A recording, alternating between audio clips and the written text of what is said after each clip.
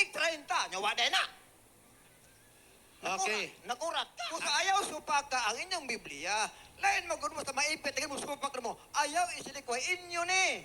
Tuig 30 namatay na banaw si Kristo. Na ana. Unya supak. Dinhi sa mong video makikilaan nakugang ang usa ka safety bayan silang libro. Sa imong pagbasa sa mayong balita nga Biblia nga matod mo 30 AD si Kristo namatay. Matinud-anon ba ka nga nagtugaan ni anang footnote sa Biblia nga imong gibasa kanina? Klaro biya niyo ang kumasahon? Matinud-anon ka? Oh, kisa nang kutiling ba no? Inyo man eh. Basa. Oo. 30 ede. Wala diha oy. Ay wala. Sige, basa. Taka, wala. Basa bro. Inyo ning libro, wa. Basa.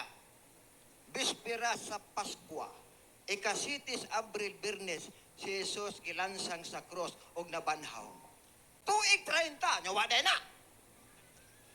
Okay. Nakurat ka. Ang imong gibasa, Biblia sa Kristohanong Katilingban. Diya. Atong basahon. Asa naman to? 30.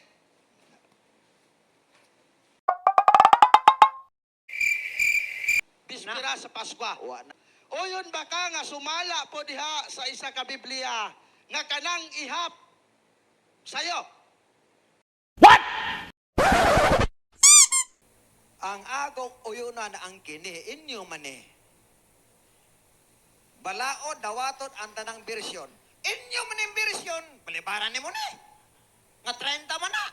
Himo ka ni mong 33. Ada ko problema ni mo. Wa pa ko na human, ipahuway ako. Pagay ka mo man. Oo. Kung sa ayaw supak ka ang inyong Biblia, lain magod mo sa maipit, tingin mo supak mo, ayaw isilikwa inyo ni. Tuig 30 namatay na banaw si Kristo. Na ana. Unya supako ni mo na. Okay, sunod po tana.